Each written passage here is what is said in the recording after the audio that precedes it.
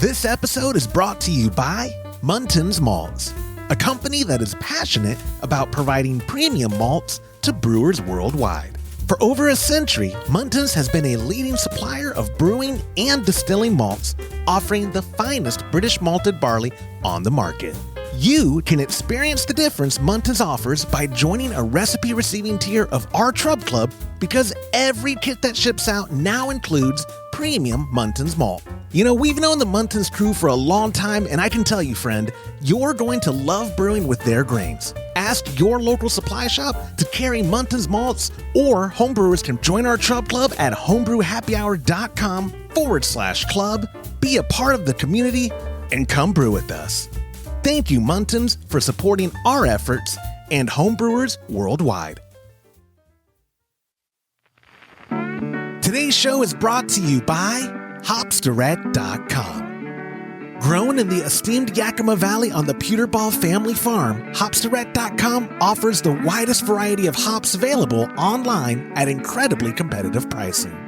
It's simple. They grow hops, they sell hops, and they ship hops straight from their family-owned farm to your doorstep. Producing the highest quality hops is Hopsdirect.com's passion, and they're proud to be an independent grower in the craft beer industry. Go to Hopsdirect.com right now and get what you need to make your brew day better. That's Hopsdirect.com. Today's show is brought to you by Imperial Yeast. You hear us gushing over Imperial Yeast all the time, and that's because their yeast performs for us in every batch that we brew. Imperial Yeast is adored by commercial breweries and home brewers alike. Their pitch-right pouches are jam-packed with over 200 billion fresh yeast cells, guaranteed to deliver flawless, fast fermentations every time. Imperial Yeast strains are grown by a team of pro brewers and home brewers who live to help other brewers learn more and ferment better. Join any recipe receiving tier of our Trub Club and get a free upgrade to premium Imperial Yeast with every recipe kit that ships out to you. Learn more at homebrewhappyhour.com/club and come brew with us.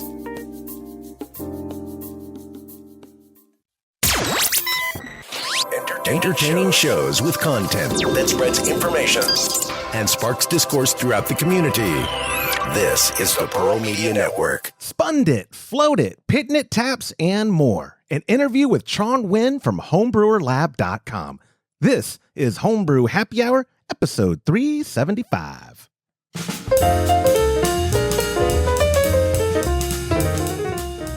Well, hello and welcome back to another episode of the Homebrew Happy Hour. This is the show where we supply the answers to your homebrewing questions and discuss all things related to craft beer. And if you have a question you'd like us to discuss on a future episode, go to homebrewhappyhour.com, click on that submit a question link at the top of the page, or even better, call it in, leave a voicemail, feedback, preferably a question, to 325-305-6107. And when I play your voicemail on a future episode, you get yourself a $25 gift card to kegconnection.com. I'm one of your hosts, Joshua Stubing, and it's a special episode. First off, I kicked Todd and James off, so it's already going to be a great show. It's going to be good. But let me actually read my thing. I am your host, Joshua Stubing. Joining me today is Trong Nguyen from homebrewerlab.com. Trong's a Vietnamese homebrewer and inventor, making incredibly innovative products in the Sacramento, California area, which are available at homebrewerlab.com, such as the Flotit, Spundit, and Pitnit Tap. Trong, thank you so much, my friend, for joining me this week. What? Thank you, Josh. It's an honor to be here. Oh, you're too kind. You are too kind. We talked long enough before the show for you to know I'm a goof. You don't have to be nice to me. It's okay. No, what I'm so impressed by is you don't do this often. You don't do video shots. You don't do interviews often, and you managed to frame a better shot than my main co-host Todd does. Like, that's beautiful. It's a beautiful shot, and all the products there. You got the lab coat on. This is beautiful. hey, we're homebrew lab, and this is the kitchen. I called it homebrew lab instead of homebrew lab, because homebrew lab is more than just about homebrewing. It's about the homebrewer, and the homebrewer is a guy that do all kind of crazy things, right? And yeah, and a homebrewer, the lab of the homebrewer is what? Is the kitchen. That's because right. That's where invention and things happen in the kitchen. Just like I will show you today that I brew everything in this kitchen. This is my kitchen. You told me. It's also where I produce and make thing and ship all over the world, right here. That's what you told me before we recorded. You said you do everything in that spot there. That's a coincidence, because I do everything here. Todd thinks I go places. No, I just do everything from here. No, but I agree with everything you said, especially homebrewers do crazy things. We do. Yeah. We not only do we do crazy things, we spend our money on crazy stuff. And I love, I love, and we'll get to it in the conversation, but I love how you have found solutions that are not cost prohibitive to people, like all your products that are on the table there. I happen to have a couple of Flotits now. I got one off Amazon, and then you were kind enough to send me one. I can tell you though, they are very budgeted well. And the solution that they resolve is just top notch. But anyway, go ahead. Price wise, our thing may be a few dollars more than other people on the market, but our thing lasts forever. I make everything because I'm an old hippie, right? So I'm very frugal. I make things that last a long time, and everything that we build we build like a bicycle, meaning all the parts just bolt together. So any part of it is wrong, we can take it apart and replace it. So either our Spundit or our Flotit, they last a lifetime because they make a stainless steel, medical grade silicone tubing.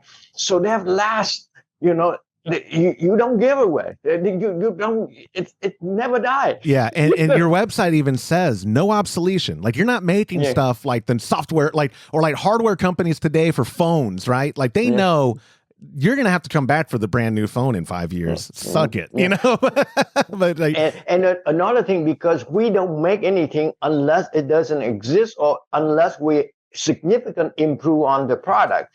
And in order to accomplish some of these things, we have to make a lot of components ourselves, manufacture either machining or molded the thing. So therefore, when we ship the product out around the world, if something goes wrong, people cannot find it locally. So because of that, every product we ship, we have spare parts. We have a pack of spare parts in there. So most of the typical problem, the customer can actually go back to the box and take it out and fix it themselves. Exactly. So that's all we can ask for. That's all we can ask for as homebrewers, because a lot of homebrewers are either engineer types, DIY types, and frugal. We all share that in common. But before we get into the meat and potatoes, if you don't mind, I got a little bit of small talk to get through for members of the audience, and then we'll get right back into the interview. Friends, if you go over to patreon.com/homebrew happy hour, join a recipe receiving tier. This month, you're still able to get the West Coast Pale Ale. It's a Sierra Nevada Pale Ale clone. Tron, what we do is we have like a recipe of the month club, and we curate a recipe, and people who are in these tiers of our Patreon get it shipped out to them the last week of every month. So this week, it's actually a West Coast, it's your neck of the woods. You're in Sacramento. Yeah. This isn't, I mean, they're not in Sacramento, but Sierra Nevada is... No, Chico is up the road. Yes. It's about 100 miles from I was going to say, it's that's why I say it's not next to you, but it's not far. And so again, listeners and viewers at youtube.com/homebrew happy hour, y'all can make your way, again, patreon.com/homebrew happy hour. Thank you to our sponsors, Munton's Malt, hopsdirect.com, and of course, Imperial Yeast. And then the last bit of small talk on the screen here, if you're watching us again, Trub Club, the Kolsch Cup 2024 is coming up April 11th through the 13th. Registration's closed, so I'm just mentioning this to tell y'all that y'all can watch all the fun over at youtube.com/homebrew happy hour on April 11th through the 13th. Right now, the plan is to live stream it, but if the internet at Todd's place is bad again this year, I'll just publish it right after we're done recording. But either way, we're very excited. We have 37 or 38 entries right now after people had joined and dropped out and joined and dropped out. I'm not holding my breath. In these beer competitions, a lot of people join and drop out and join and drop out. But we had the people sign up. If you're watching us over at YouTube, you can see the nice shirt design compromise that Todd and I agreed on. It's a 2-sided design, so that just means I'm spending more of Todd's money. But good things, and everybody who enters gets a shirt, and then obviously the grand champion will get a huge, just massive trophy, and then there's a runner-up medal for second and third place. So if you want more information on the Kolsch Cup, you can go to kolschcup.com, but again, registration's closed by the time you're listening to this. So just join the fun at youtube.com/Homebrew Happy Hour on April 11th through the 13th. Now back to my friend Sean. That people who listen to the show regularly will appreciate the record time I got through small talk. Just I'm normally I drag it out, but go ahead.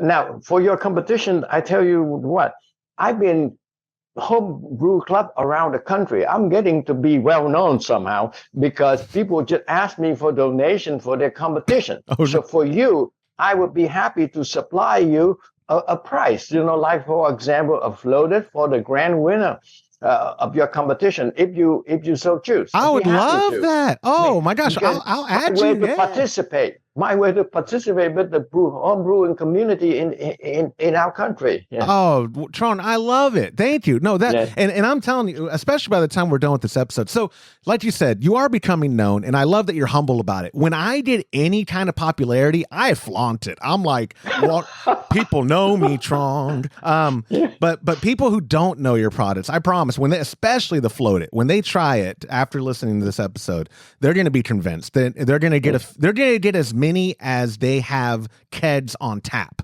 is what they'll end up doing. But before we get into the products and all the fun stuff in front of you, let's do some origin story. Now, Tron, let's talk about how you started home brewing, what got you into the hobby, and what was like the equipment that you were starting on. Has everything literally always been done in that kitchen right there?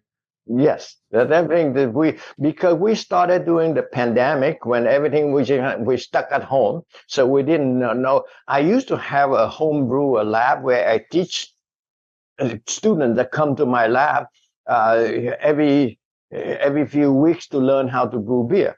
But then the pandemic just shut everything down, so we just stuck at home. So we say, well, we have to start making things. We cannot teach anybody anymore, so we start making things that we sell on eBay. And so when I retired in 2018, I got in the home brewing hobby for fun because I've been a baker. I'm actually a scientist, and I run a bakery company in Sacramento. That we have a chain of bakery. So all those years, I was a closet inventor. I always make all kind of crazy things just for our own use. So by the time I retire, I say I want to get into home brewing because that's pretty similar to baking, right? It's a fermentation process. And of course, it has different challenges because sanitation is very important in home brewing versus in baking. Sanitation doesn't matter because we bake everything up anyway, right? So then I started buying different kind of equipment that I could get my hands on. I had conical, I had just everything that you on the market. I got them, and I found that there's so many problems with that thing. Number one is at my age, hauling around a 5-gallon of beer in the container and move in and out refrigerators is very difficult and hard to, and it takes a long time to heat things up and a long time to cool things down, and it wastes a lot of water. So my wife, when she saw me doing that, she said, "John, you cannot do that. It takes so much. It's not very environmental friendly." So I said, I have to reinvent things, and I say, well, what would I do? Because, see, I didn't come from the industry, so I have a very fresh, naive perspective about things. So what can I do to get this thing to fit me? I really only design for my own needs. And then I said, well, one thing I need to make in the smaller batches, and one thing I need to use everything I have in my kitchens. And then I can do everything in the kitchens, and then I don't have to use as much time, much water, and also any chemical to sanitize. So I come with the idea of brewing beer in a pressure cooker. And I want to do something that only use one thing from beginning to the end, just one part. So I say, well, I love pressure fermentation because there's a lot of benefit for that. First of all, your beer already carbonated, partially carbonated by the time you're done, and you have less chance of contamination because it's a high pressure inside, so nothing can get in accidentally. And you can haul it if you make it small enough. You can boil it in your kitchen. You can mash it in your oven, and you can chill it in your swimming pool, or whatever, or time, because after you boil, process your hop, you close the lid, it becomes like a can of tuna. It kills everything. And then you can brew it. You can pitch after it cooled down the next day, or 20 minutes later if you dip it in your swimming pool, and then you can vacuum it, because by the time you chill it out, there's a vacuum inside. So we figure out a way to use simple means to suck clean air in and suck dirty air in. For example, I don't know if you see this. This is like the little syringe filter, 0.22 micron, so nothing can go through this. I pop it into the gas, dip the gas post, and it's gradually suck clean air through. When the clean air through, I can open this thing up. I can whip it up to get some air in. I pitch my yeast. I close the lid. I put on my spunding valve, and then I'm done. See, so it's so simple. And then after the fermentation is done, like for 2 days, if I want to dry hop, I depressurize it, open the lid, throw in some dry hop, close it again, set up the spunding valves to 15 psi, and let it go for 4, 5, 6 days. And when the bubbles stop, I let it rest for a couple of days to go through the acetal rest. Then I took in the refrigerator. I keep the pressure at 12 or 15 psi during the cold crashing, and then I pop on my picnic tap 2.0, and I pour myself a first class of beer that I can drink, because everything go out, it go through a double filter, 500 to 300 micron filter, so it's clean. I can drink for the very first pour. And then the way it's designed, so by the time I'm done, there's no beer left behind. So we call it the no beer left behind, because we brew is such a little amount, only 1 or 2 gallons. We can't afford to waste anything. We have to drink everything that we make. So that's how the thing was. So out of necessity. Now I start doing that, and friends ask me, hey, why don't you make some for me? And I make some for you. And next thing I know, I post it on eBay just for fun, because, pandemic, couldn't do anything. Post it on eBay. Next thing you know, people from around the world buy it. I just love. So first off, we got to tell people too, if they only caught on that you're a baker, you're also a PhD geneticist, aren't you? Isn't that what your background is? Yeah, okay, because you're.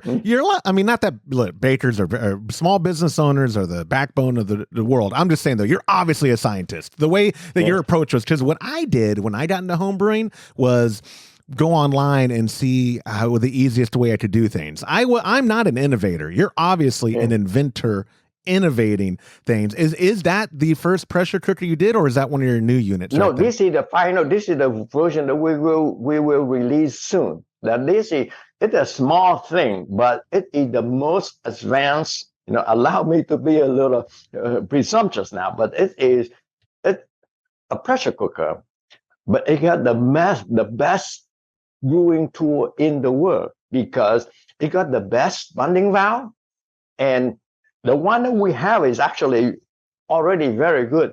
But this one, we come with a better version, a simpler version, and an easier version. And I don't know if you've seen our spunding valve. This is our original spunding valve, the Spundit 2.0. Yes, I know that one. Yes. The one that we come out with, Spundit 2.1, is this one. And this one is tighter, and it's designed so that you can take everything apart to clean. Because when you use a spunding valve, things happen, right? So you got to be able to take it all apart, everything apart, and clean, sanitize, and put it back together in like a couple of minutes. But you have to know, because you need to know when shit happened in here. So I make it clear. Everything is clear. And the nickname of this thing is Spundit Jellyfish. I like that. because it looked like a gel. When you look close, everything is transparent. You see all the part in here. So anything go inside here, you can look at that. You say, oh, some shit in here. So you take it apart and only take one Phillips screwdriver, take 4 bolts, and everything fall apart, and then put back together. And of course, because these things are built with components that last forever. If something go wrong, I just send you another part, you fix it, and then you're done. So that. I don't know if I heard correctly, though. I'm backing up a little. When you started homebrewing, it was you didn't start like with the Mr. Beer kit. You started with your own invention after the first batch where your wife was like, hey, this is not ideal. Yes, I know. I never started with Mr. Beer, though many friends have done it. But I look at, I don't want to, their design thing, not to my liking. Everything is plastic, and the way it designed, it takes too long. First of all, I never bottle beer. Usually when you brew beer and when the beer finishes, you transfer to the bottle and you secondary fermentation, you put sugar, you cap it, you put it away for 2-3 weeks for a drink. That's just, I think, take too long. So what I do is I ferment it. I shorten process because under pressure I can carbonate the beer, and then I cold crack, I force carbon. So by the time I'm done, the beer is ready. But so because I fermented in a small amount, only 1 gallon or 5 liters. This version is 5 liters. So I say, well, it only takes 7 days from beginning to the end to I drink. So I say my yeast is pretty young. So I'm being an old frugal hippie guy. I say, man, there's a lot of young yeast in there. We got to do something with it. So what I did was now I transfer finished beer into bottle, right? I transfer the beer into bottle. I cap the bottle. Then I brew another batch of wood. I put it in here. And at this time I have beer in 5 days because all those yeast, young, healthy yeast, the moment I pour the wood in, chill wood in, they go to work in half an hour. You can see bubbling, so because of that. But here's the problem. So how do I transfer finished beer into bottle inexpensively and elegantly? So I create what I call a cheap and cheer bottle filler. Basically, it's a connector that I can screw in to my picnic tap. And since my picnic tap has a very good, efficient flow control, it is like we call it compact progressive flow reducer. It's basically, this thing is about 38. I put this out here. I don't know if you see it. It's like a screw. But it's progressively, it's wider and narrow to the end. It's only 38 millimeter long. But this sucker is equivalent to 6 to 8 feet of beer line, depending on how big your beer line is. So you don't need, with our picnic tap 2.0, you don't need beer line. And then you put a little tap on, and you screw on the cheap and cheap bottle filler, and you fill bottle. And of course, you can reduce the pressure. You're down to about, you ferment it we ferment usually at 12 to 15 psi. When we pour, we serve at 12 or 15 psi without a lot of foam and of course without no dripping. Our thing doesn't drip. See, that is, and we called it, that's why we call this thing the mother of all beer tap, because it can do things that no other beer tap, don't care how much money you. I hate to say that, Todd might not like it, but I don't care how you like it. This is the only beer tap in the world that you don't need beer line. You have perfect foam. It have low thermal mass, so it doesn't take a lot of cold beer to chill it out, and it does not drip. Tell me what kind of tap in the world can do that? I love no it. Beer line, no dripping, and no foam waste. We'll throw Todd a bone though. Look at that premium CM Becker disconnect that you've attached to it. But that's what we use. We use the best tool. We have CM Becker, and they actually have to make it special for me because that's right. Because they have to fit the CPM compact progressive flow reducer inside, and thank God that CM Becker willing to do that. Oh yeah, no, yeah, I disclaimer, Trong. I mean, I think already. People who watch this know already that I work for Cat Connection and CM Becker. But no, I know that's how I've known you. I've known you from Cat Connection has sold your Picnic Tap 2.0 and then 2.1. And then CM Becker, like you said, manufactures a very special Distinet for you. And no, it's great. I think the first time, because I've talked to you on the phone at Cat Connection before, maybe a year ago. Yeah. And the one thing that we love is just you're genuinely passionate about the things that you're building. And that is contagious because I'm dead inside. No, I'm kidding. But like, it's contagious because when you find someone who's in your hobby and doing the things that you enjoy doing, and you're not pushing. This isn't an infomercial for Homebrew Lab. You are that passionate about the solutions you've come up with and that you're able to make them and help other brewers as well. It's a win-win, right? Because like you said, you started off doing it for yourself. You had no intention of a business. You were just like, I really don't want, I want to be able to pour better, or I want to be able to ferment better. And then people saw that in your life and said, oh, I want to be able to ferment better. I want to be able to. And so you just started making it there in your kitchen. I love, and you know, this is honestly, I love customer from every day. I get call and email from around the world, and people just call me, and sometimes I can expand it or by text and email, but sometimes we have, FaceTime just to show you. Sometimes it'll take a few seconds just to show people how to do things. And if people don't have part, I usually just send it to them. Last week I had a fellow from Ireland call me and say, Trong, you got this what size the O-ring on your Picnic Tap? So I go and say, no, don't bother. You can't find that O-ring anywhere because we make that O-ring. so I can ship you some, but it'll take a couple of weeks. But by the way, there is a spare O-ring in your box. Go look at it. So the guy went and looked at it. He found the O-ring. He's so happy. He said, I found it. That's phenomenal. I love it. So, so the equipment is now that you're calling it the Porta Brew, right? Porta Brew.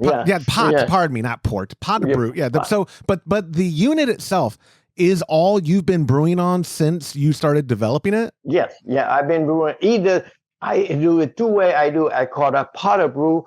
The thing about the Porta Brew is you can do everything from beginning to end. You can boil it, and you can mash it with like BIAB, brew in a bag, and then you can use your oven. Your oven is, because this is small enough, your oven is a very good mashing thing because it's constant.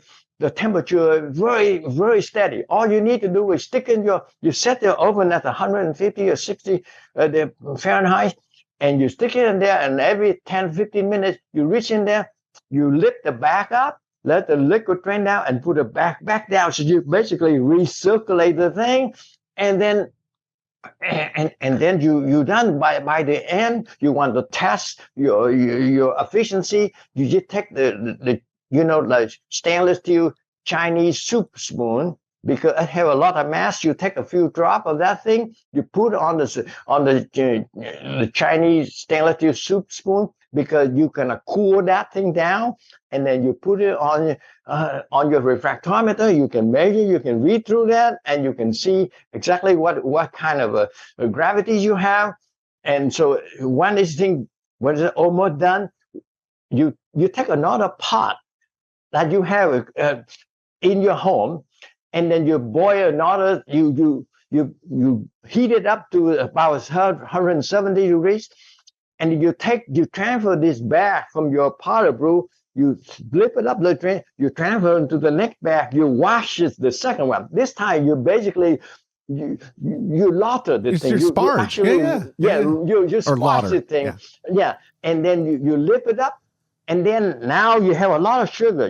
We actually can measure the sugar level in that pot. It's very significant. Then you combine the two things in your pot, and you brew. Of course, while you're doing this, you already start boiling on the first pot, so you save time. You put you combine the two things, you boil, you process hot, and then when you're done, you close the lid.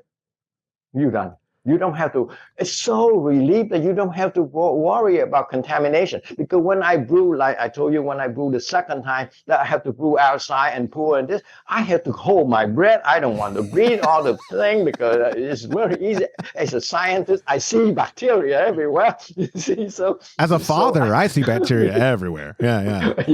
So it kind of, it's a stress, it's very stressful. And you pour it in here, you close it. But if you do it just in the heat kill everything. And the nice thing about the pot brew is when you're done, it takes you 1 or 2 minutes to clean because you take the lid off, and then you just clean it, just get to the sink.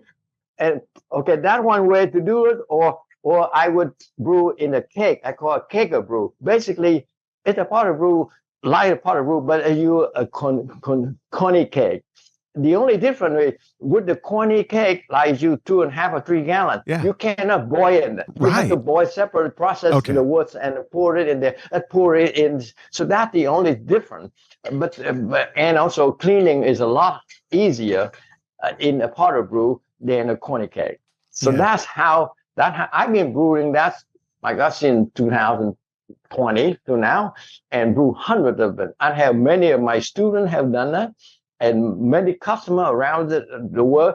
I have people in Australia with the pot brew. I have people in Italy. I have people in Thailand, and they're all waiting right now to get a pot brew because it's the folk in Thailand, particularly, they just love the pot brew because it's the simplicity of it, and they don't have to have a lot of equipment. Because remember, the pot brew is a ware, not an appliance. What's the difference? If you have all the fancy machinery that you have to plug with power, we think that we already have everything. We have the stove, we have the oven, we have the refrigerator. We don't need an appliance. We need a ware like a cookware. So I invented a new word for this thing called brewware.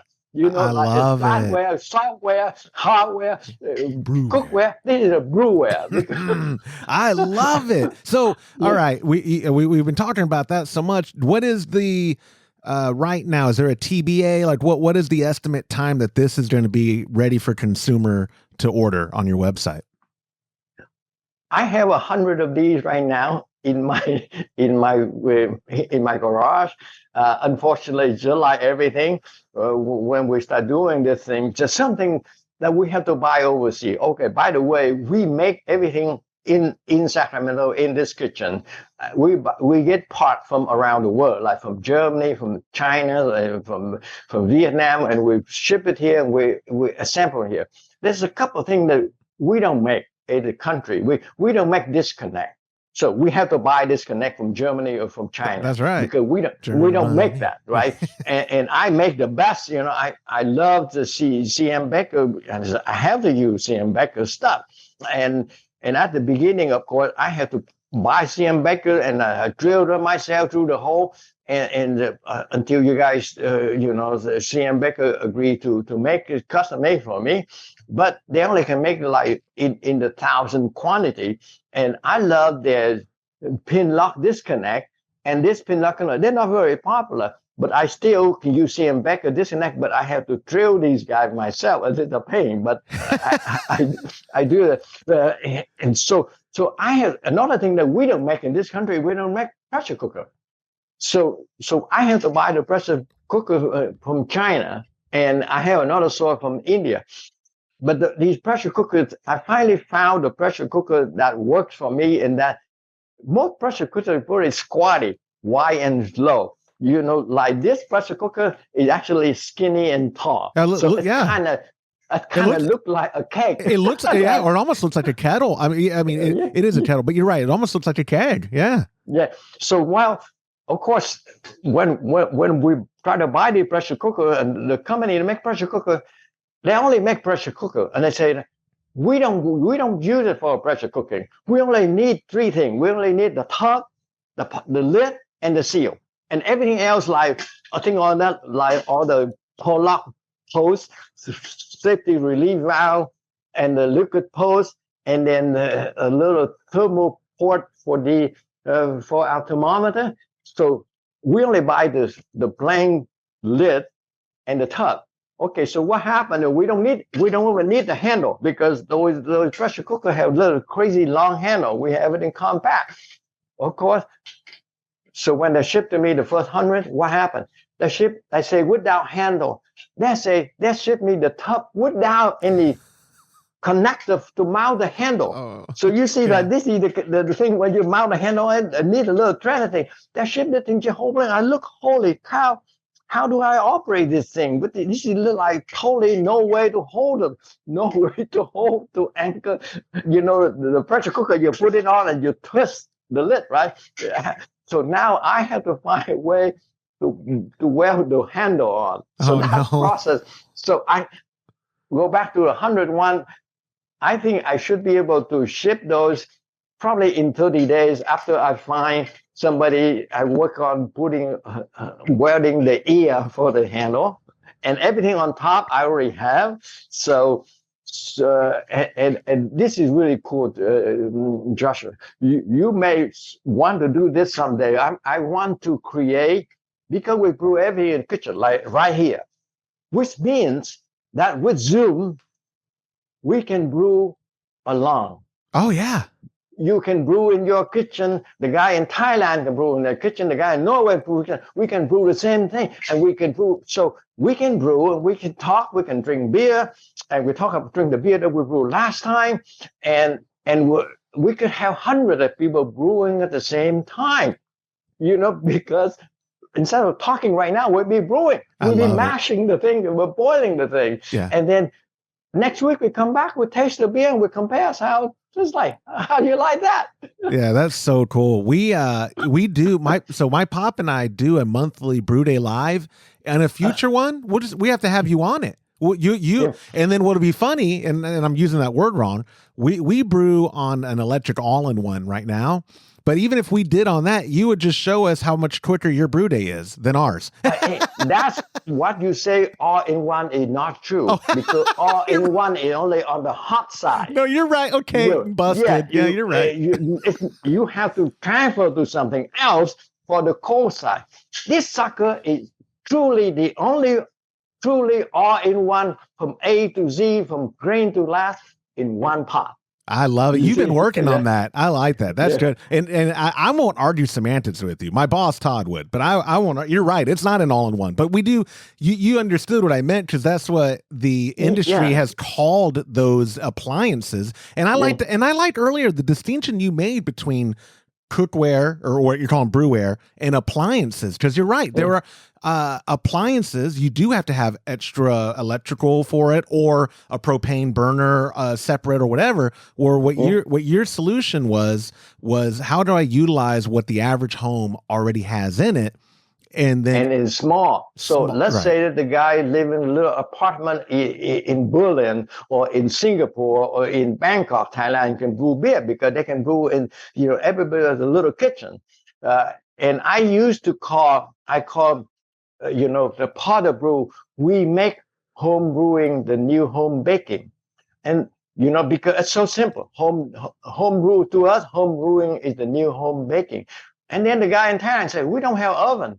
So, okay. So I said, well, home brewing is the new walking. So, because they have walks. So now I changed our slogan, the home brewer, we make home brewing the new home cooking. No, new home cooking. Well, so at the end of the day, what is good is you're just trying to get more people. You're trying to make brewing more accessible without people having to spend a ton of money. That's what you're trying to do. Exactly. But remember, I'm a frugal old hippie. Frugal old hippie. That's the name of my future album. Frugal old hippie. Well, so we talked. So we're cheap. Yeah. Oh, yeah. Hey. Frugal's the better word. Okay. My wife uses the C word. I don't say that word. But so the Potter Brew coming soon. We'll obviously update people who are watching this or listening, and I'm sure you should get one for you and one for your dad. So you guys can brew together. Oh, yeah. All in one. Well, we just need one, but we'll definitely talk after the show about how to get one, because that would be fun to do a future brew day live. We could adjust, because like you said, it supports all grain brewing. We could adjust we could scale our 5-gallon recipe down to the 1 gallon, do a brew in a bag, No, And this is brew 2 gallon. oh, 2 gallon. Okay, yeah. We scaled down to 2, and no, that'd be a lot of fun, Sean. But so we talked about that. Let's talk because I respect your time and I appreciate you doing the show. So moving on to some of the other products that people know you for.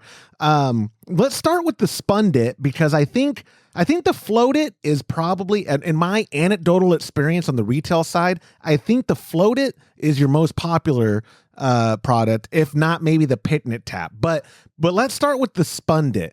First off, of those other 3 that's not the pot of brew, which one was the first that you came up with, and why did you come up with it? The first I come up with the Spundit, the spunding valve, because back in the 2019 or so, the spunding valve is just terrible. They use those brass things that you cannot adjust, and they stick, and they're very inaccurate, and it's just a pain to adjust. So I said that I had to create a better spunding valve. So then I looked for around the spunding valve. It's basically a pressure relief valve. And I found there's a company in the US that make the best spunding valve, but they're the best pressure relief valve. They're very expensive, and they're tiny, and they're called, from the company called Airtro. Airtro make this spunding valve. This part is from Airtro, and they make the thing for dentist office, medical office, engineering, building control, and they're very, very precise. It's so precise that actually during COVID, I couldn't buy this thing because their production is for respirator, for COVID respirator. So there was month I couldn't buy it. Say, well, the government bought everything that we got. And this sucker is so freaking precise that actually it's good enough to use for infant. And because, when you feed air to infant, if you don't control correctly, you kill the infant. Yeah, you have to have accuracy. Yeah. So, but this thing is, of course, it's industrial. So they're designed in such a way that everything's sealed. When you buy the thing, you send it apart, and you cannot take it apart because they don't want people to get inside murder. But I cannot use things like that for home brewing, because home brewing, we do a lot of crazy things. Shit happen when you do brewing. So I said, I need to figure out some way that I can take it apart. And I designed a way to take it apart. And then I asked them, is there a way that you can, I convinced them to let me do that. And it took a long time until they agree to do that for me. And I able to make it so that I can bowl it together. And another thing too, they make everything in black. So I say, well, I need to see the adjustment clear, because when I adjust it, I can see the piston go up and down, so I can readjust my pressure. And then I can put the color bar on it so people can see it. And they actually did that for me. So that's how the spunding valve started. Now, I don't know, for some reason, Dr. Hans in Sweden found that out. And then he just started out he do this video thing on YouTube. And he asked me if I can send him one. I sent him one. And then I hadn't heard from her here for a long time. And suddenly one day I turn on YouTube, and he say, the best spunding valve I ever tried. And that thing, because he posted a video, man, next thing I know, everybody around the world want to buy this thing. So that's how the spunding valve is, in my Spundit is the one. So I also, when you brew beer, it takes days for things to happen, and you brew in stainless steel, you don't see what's going on inside. So I create a thermometer. A thermometer basically is a bubbler that you can attach to this.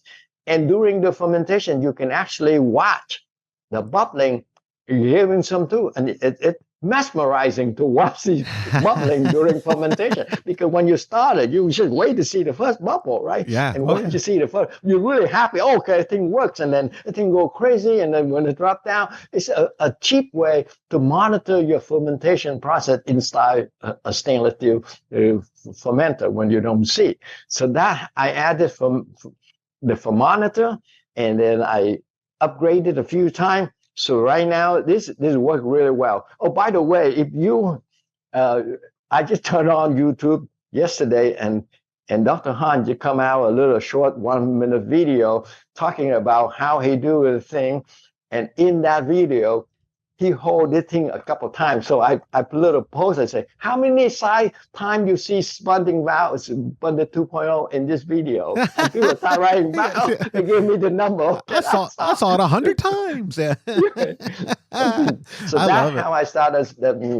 That's the first one I start. And then the second one I start with, I brew in the keg. And then I call it keg or brew. And then I went to the pressure cooker. I call pot of brew. And then I designed the floating dip tube.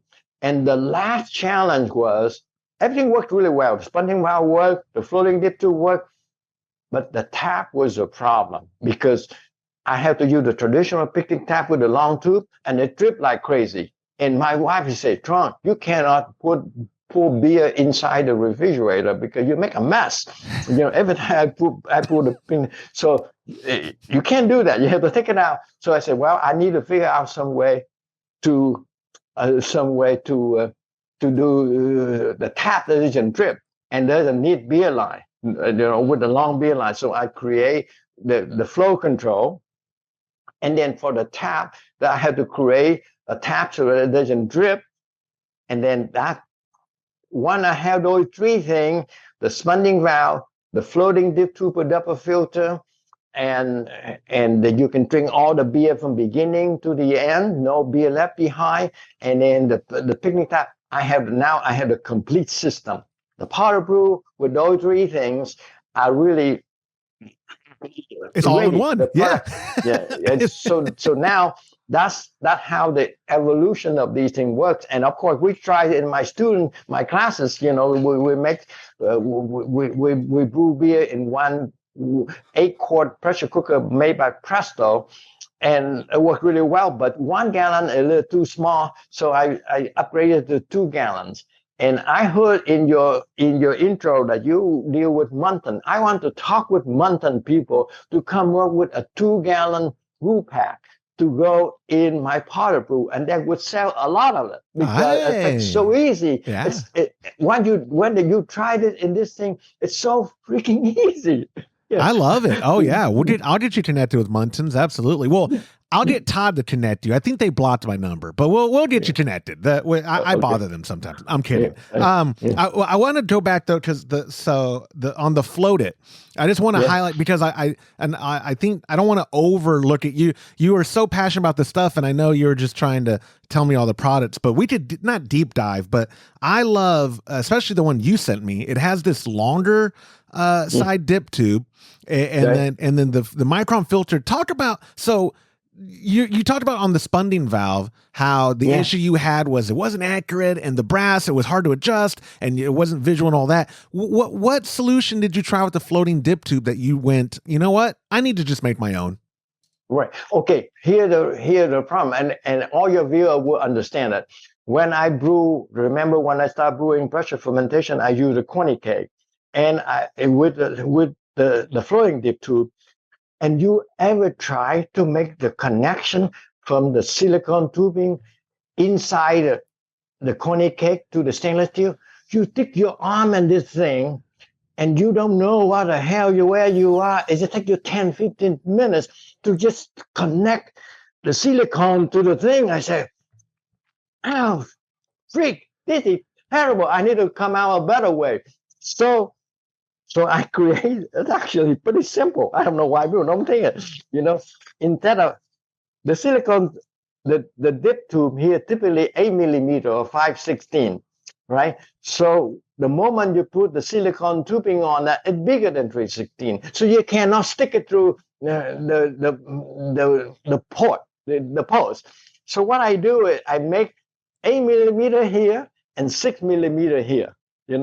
So because of that, 8 millimeter on top and the little narrow part, reduced part on 6 millimeter. And then when I put the silicone tubing in here, it's go right through. I can build this thing outside, and I push it right all the way through. And then I don't have to stick my arm in there. Now I just need to create a tool to fish out the silicone tubing, and I make the tool called a, out of welding rod. Yeah, you got that? Right here, yeah. look at that. Yeah, and then you just hook it up, you twist a certain way at design. That little funky twisting design is very efficient because you can hook it and you twist it and just pull right through, right? Oh, it's brilliant. Oh, it's brilliant. And you pour the tubing outside and you connect it to this part because this part is big. You connect it to this and you drop it back in and you're done. Oh, yeah. And what kind of filter is this? Because that is heavy duty. And now this is the stainless steel filter. And you see, it's really easy. You pour it out like so, right? Oh, yeah. And then you can take that thing, the outer part, right? You pour this. Now this the inner filter is 300 microns, and the outer filter is 500 micron. And I do the two little cap. You put the two little cap in and see how easy to snap the cap on. You put the cap on here, and then you fish this filter, push it through. Make sure you put right through the hole here and hold your finger like this. When you twist it, you push and twist at the same time. So right through, and now you're done. And all you have to do now, snap this thing in with a little funky thing you put, and then you're done. And this is brilliant. It's designed to be very light, small enough so you can fish it through a Sankey cake port.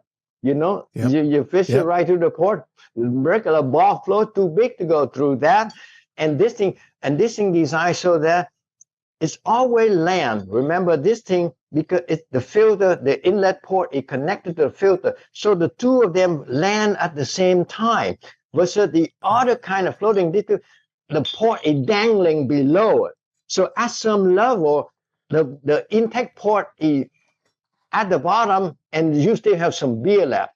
So therefore, you cannot, every time you brew with the other kind of floating dip tube, when you open, you see a lot of beer left inside because you cannot go down all the way to the bottom. This one, we can go all the way to sit on the truck, and the beer at that point is a little dirty because all the turbulence, but we got double filter. So we can suck all the beer. You can push all the beer out, the little beer left, and our double filter will filter all those things. That's why we have no beer left behind. Because when you open it, you look in there, most people say, when they open it, holy shit, no beer left behind. So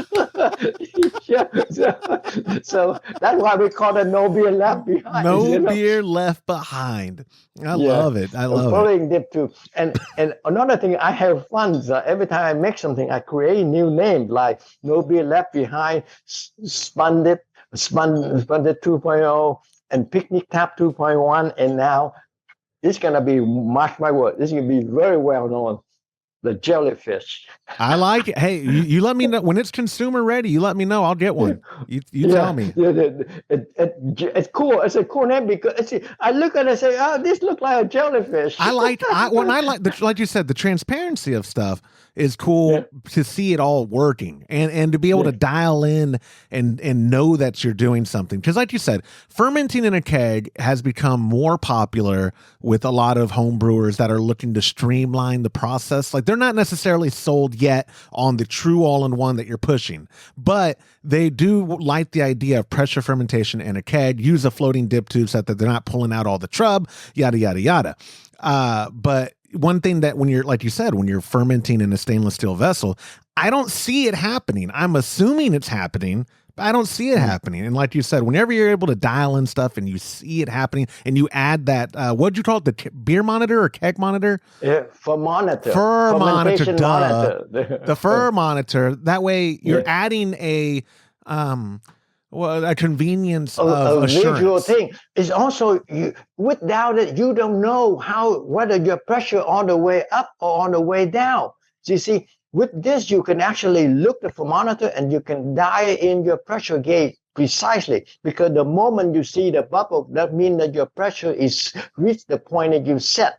And not only you can see it reach, but can see how fast, how slow it goes. So it's very, very useful. I don't think you can, once you use it with thermometer, you don't think you can live without it. I love that confidence. I love it. Another funky thing is that thermometer, this thermometer basically a vial, so it make a polyethylene material, so it doesn't break, and have tiny little hole on it, tiny like 50 little holes on this. Because one time I went to Australia to do a demonstration, at caking, and then the next morning I come back, that thing was full of gnats. They have so much gnats, so I say, man, because the gnats can go through it because they love CO2 gas. So I went home and said, I need to figure out a way to make gnats proof, and the way to do it is have a million little holes, so gnats cannot go in. so I so love that's a it. little cool thing, yeah. Oh, I love it. No, that's great. Yeah. I do have to ask before I let you go, and a couple things. The first one, so I know you're small batch brewing. What are the styles that you like? Do you have a go-to that you're always brewing, or do you like different beer on tap all the time? What are your favorite styles to brew and drink? Oh, because we in California, we're on the West Coast. I love heavy hop IPA. I have a customer in Berlin just wrote me, the Rosebud Brewing. He said that he brewed in a 5-gallon coney cake, and he put 14 ounces of dry hop, and it worked out beautiful. So, okay, well, I never put that much because I'm cheap. I don't want to use that much. I must hop in my 2-gallon. So now I can put as much hop as I like, and I like IPA. But with the porter brew, you can brew any kind of beer. You can brew. Actually, it's a porter brew. You can brew all, extract, partial grain, all grain. You can brew kombucha. You can make root beer.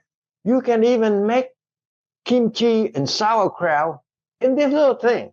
I have a smaller version that make the best kimchi. And because it's, remember, it's sealed, you can control pressure, you can control CO2 gas, pressure. You can do anything. You can even make wine in here. It's a pot of brew. It can brew anything. What is the pressure? So because it's a pressure cooker, is that PRV now set even high? Can it handle even higher than what is a corny ted? Like a corny ted's like 130? Yeah, 130 PSI. No, we limit our pressure cooker here. The one that we set is at 17 PSI. Oh, okay, perfect. Okay, yeah. So you don't need. And that was another thing I was going to ask. I'm glad we talked PSI just now before I was going to let you go. You were talking about setting your spunding valve to 15. Is there? Right. Do you pick that? Is that arbitrary, or is 15 the magic number? Because I've been doing pressure fermentation at 10 with good results. Should I be going to 15? You can go to higher. Actually, I told people do not go over 15 because I know product liability, but I have people who brew at 30 PSI. Oh, wow. With my spunding valve. And I actually have people who ask me to make their spunding valve custom with 90 PSI. So the spunding valve can handle up to 100, actually the PRV and handle up to 150 PSI.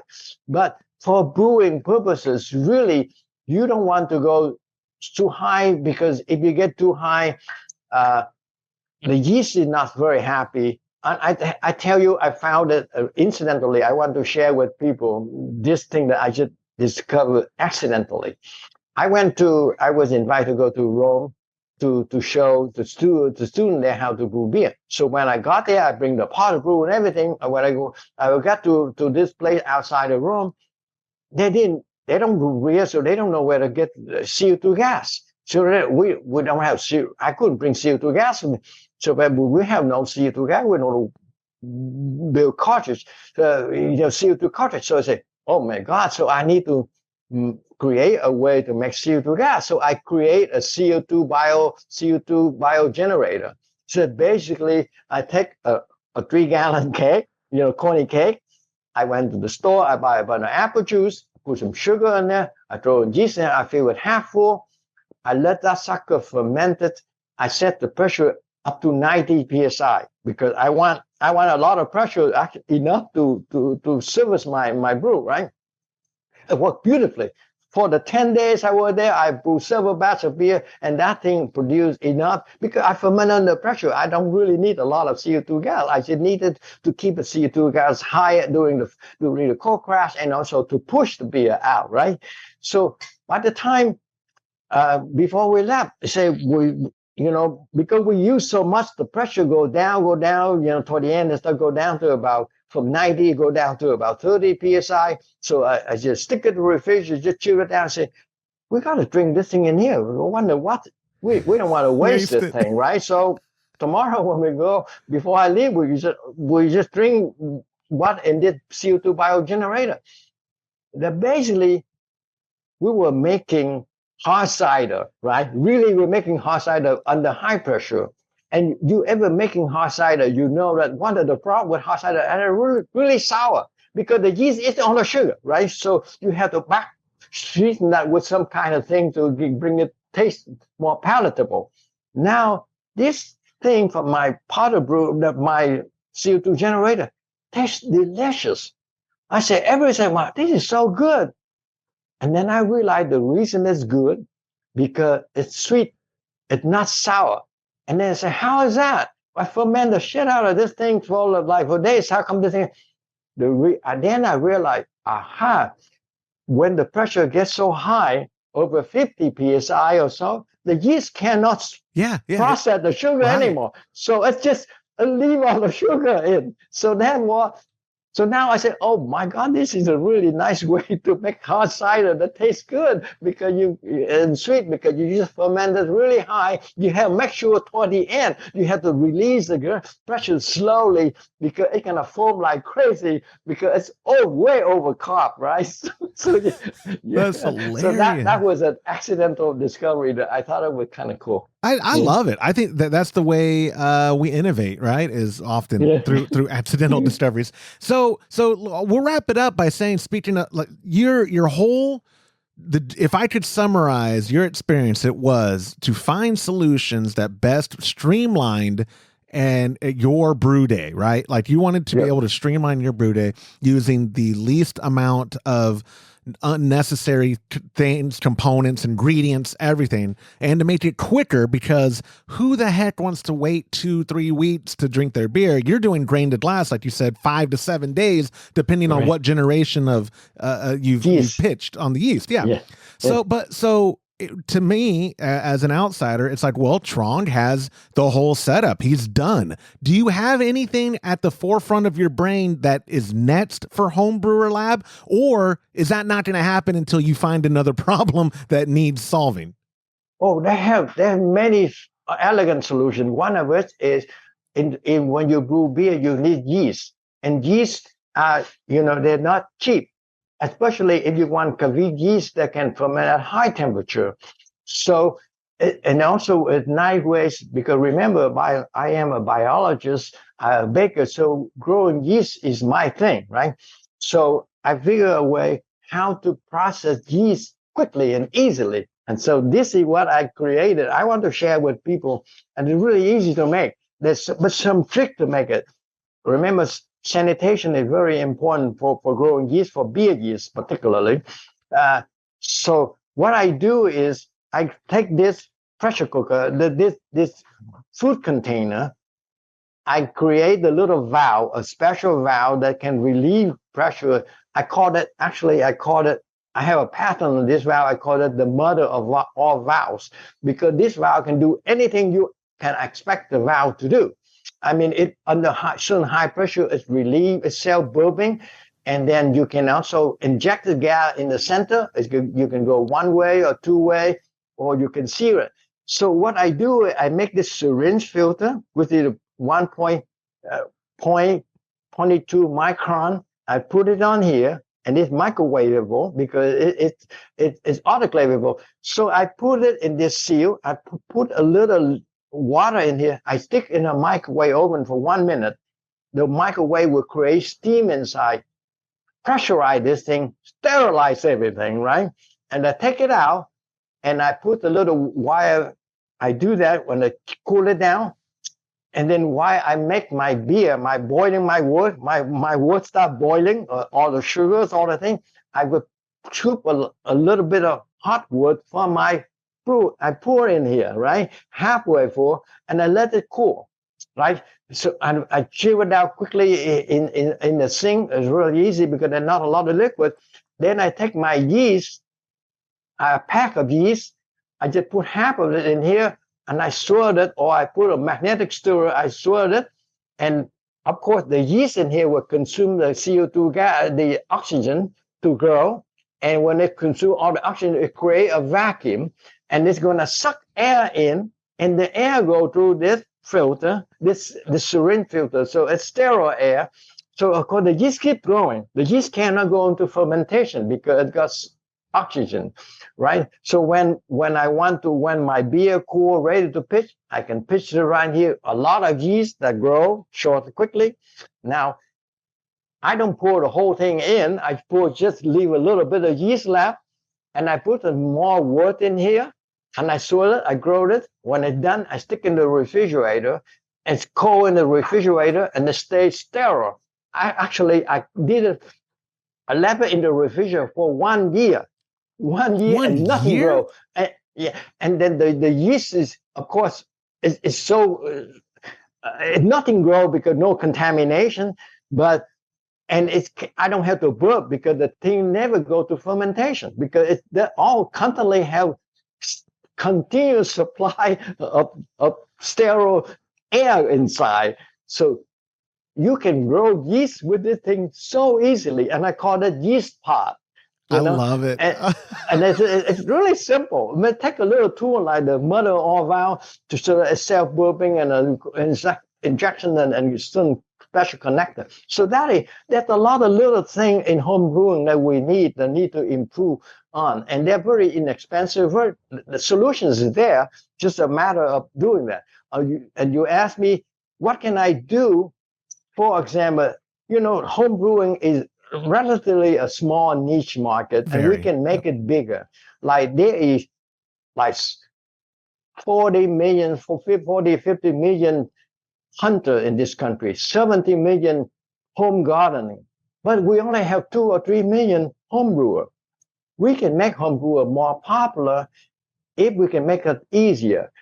The hunter, the gardener can get into the home brewing because they're the kind of people that want to make things, do things. The fishermen can make things. And I think this product will make home brewer more popular because it's a new home cooking. And it's real simple, it's manageable, you can do many things. And you don't do alcoholic, you can do non-alcoholic, you do root beer, you do all the kind of things, kombucha and all that thing.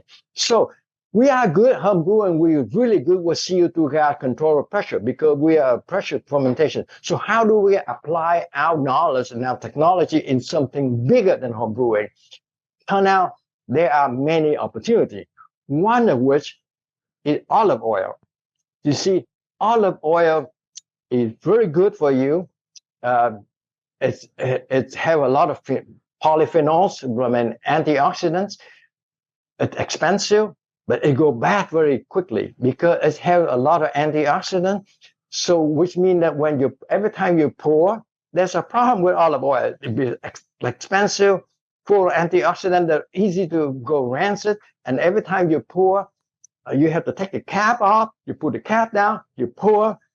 When you pour, olive oil coming out, air coming in, and you set the water back down, and you create a lot of turbulence. So you can mix air into your olive oil. So you hasten the process of oxidation in olive oil. And then after that, you have to put the cap back on, and then the olive oil go bad after a few months. So we say, why we know about beer to solve that problem? So here's my solution. It's elegant. It works out really cool.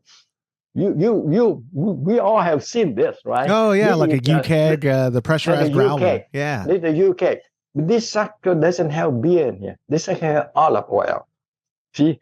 And this olive oil in here, it have the side glass.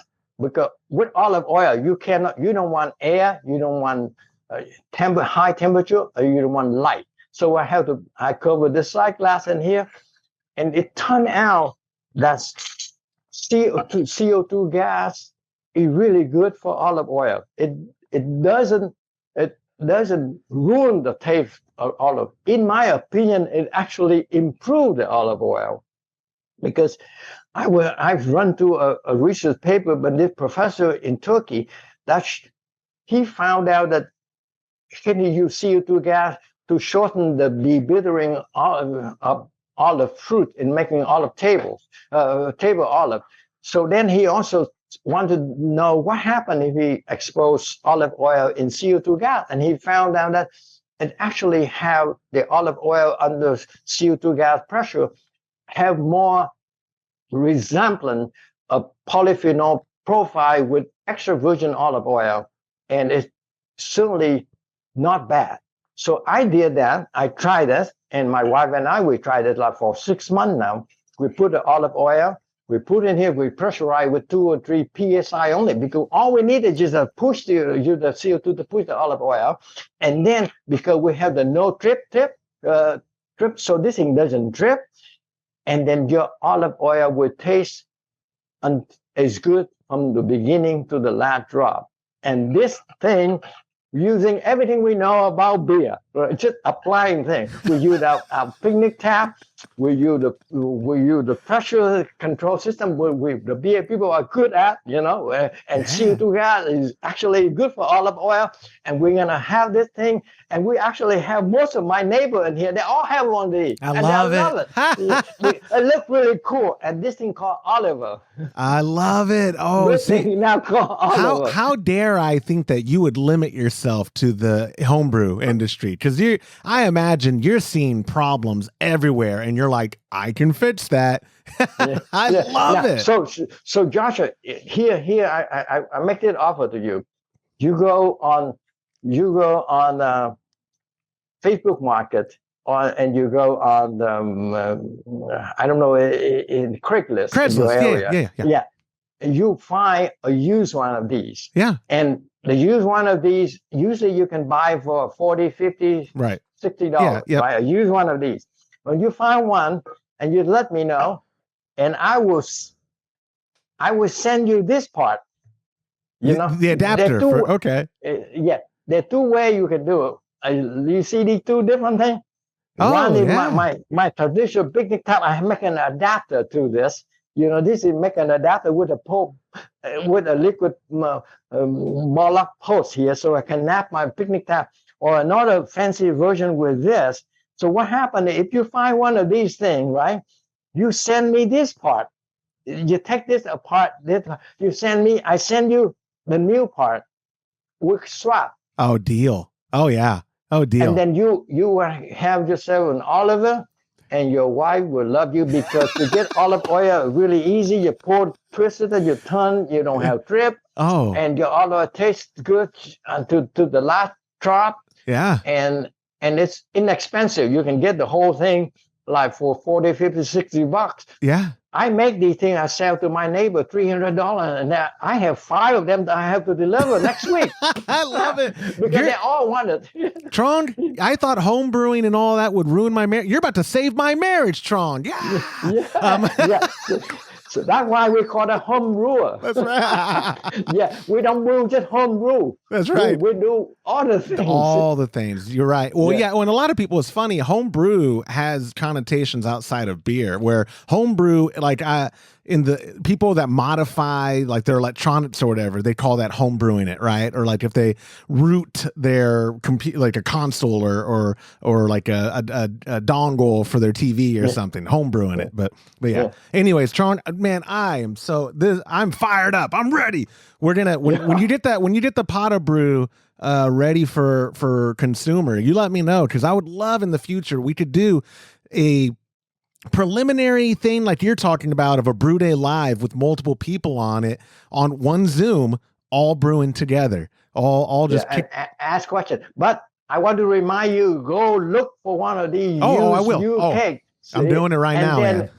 And then you're gonna love it. You're gonna love it, and your friend, your audience, and we can do that for all your followers. All your listeners, they can have your Oliver, the Oliver for the best olive oil, from beginning love to it. end, and doesn't have a lot of antioxidants in there. I love it. I love it, Trong. You're saving the world. One listener at a time. I love it. So homebrewerlab.com is your official website. Is your eBay store or Amazon still the best place to find all the products, or is your website where you want people going? Actually, the Amazon and eBay are really best. They can buy all three, but I'm more into making product than having a fancy looking website. So I think that eBay and Amazon would be best to get stuff, and they get them faster. Yeah. Well, and that's where everyone is now anyway. Running a retail store ourselves, it's very difficult to compete with Amazon in regards to people want their shipping free. They want it in 2 days. And they're using Amazon almost like Google now, where they just go on there and go floating dip tube, and then they look at their options, and then hey, look, there's the Flotit. But anyways, okay, well, in the show notes, guys, I'll have all of this stuff for y'all for Trong, for all the products we talked about. We'll have links there to the Amazon links so that y'all get them quicker, and then we'll also have everything else we talked about in the show notes there. Trong, my friend, we're gonna have you back on in a future episode for sure, because there's so much stuff I think we could still talk about, but I've had you on for like an hour 15 by now, so we will. But I appreciate your time, my friend, and hopefully I talk to you soon. Okay. Well, thank you, Joshua. Thank you for having me on. Thank you. And that will do it for this episode of the Homebrew Happy Hour. If you have a question you'd like us to discuss on a future episode, go to homebrewhappyhour.com and click on that submit a question link at the top of the page. Or remember, call it in, leave a voicemail to 325-305-6107 and get yourself a $25 gift card to kegconnection.com. Thank you to our show sponsors like Muntons Malt. Premium ingredients for a better brew day. If you aren't already brewing with Muntons, give them a try by joining the recipe receiving tier of our Trub Club. For the best hops available online, give our friends at hopsdirect.com a visit and pick up what you need for your next brew day. And also get a fresh pack of premium liquid yeast from our friends at Imperial Yeast. Again, when you join the Trub Club, go to patreon.com/homebrew happy hour and come brew with us. On behalf of Todd Burns, James Carlson, and the Pearl Media Network, I'm Joshua Stubing. Thank you for listening.